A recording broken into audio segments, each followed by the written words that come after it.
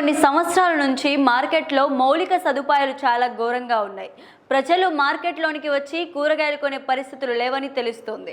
Shop యజమానులతో మాట్లాడితే మార్కెట్కు ప్రహారీ గోడ కూడా లేనట్లు తెలిసింది. వారం రోజుల్లోనే మంత్రి దృష్టికి తీసుకెళ్లి సమస్యలన్నింటినీ పరిష్కరించే విధంగా చర్యలు తీసుకుంటామని తెలుగుదేశం పార్టీ నాయకులు మండిపల్లి లక్ష్మీప్రసాద్ రెడ్డి అన్నారు.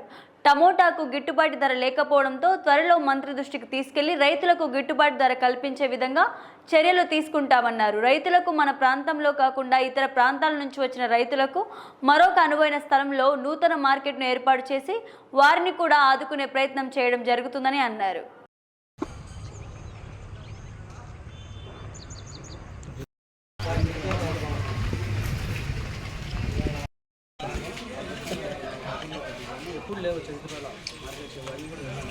ఎద్దులది సమస్య గేటుకి పెట్టిస్తాం.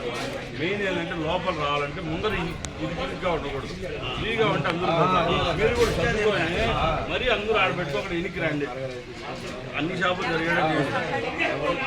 మా ఇనికి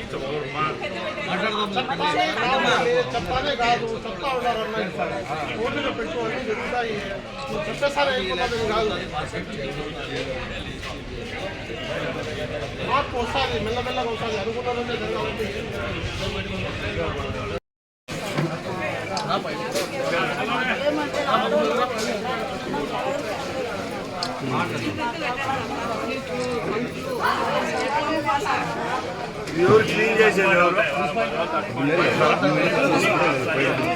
మన రాయచోటి పట్టణంలోని బజార్లోని మార్కెట్ యార్డ్ను సందర్శించడం జరిగింది.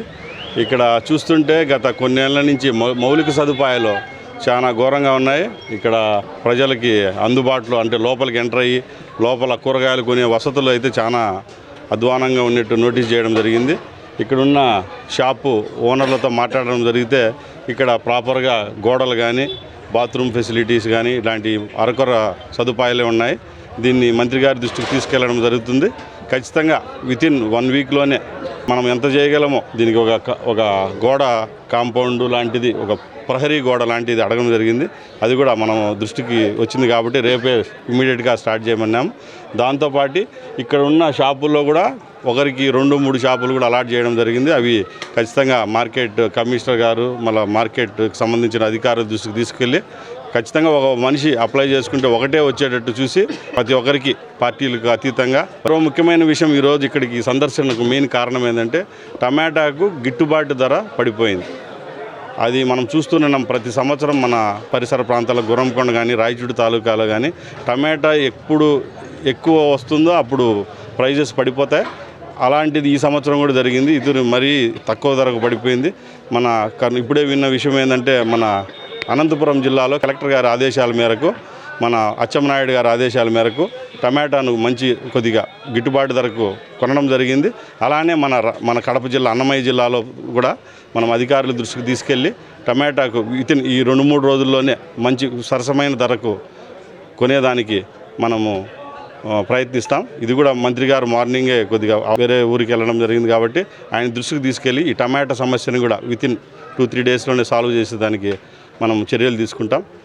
ముఖ్యంగా మన రాయచోటి ఈ మార్కెట్ ఈ పరిసర ప్రాంతాల్లో రాబోయే రోజుల్లో చక్కగా జనాలు వచ్చి ఇక్కడ కూరగాయలు మరియు ఇక్కడ ఉన్న వసతులు కూడా మంచిగా జరిగేటట్టు చర్యలు తీసుకునేదానికి మేము ముందుంటామని కోరుకుంటూ థ్యాంక్ యూ ఆల్.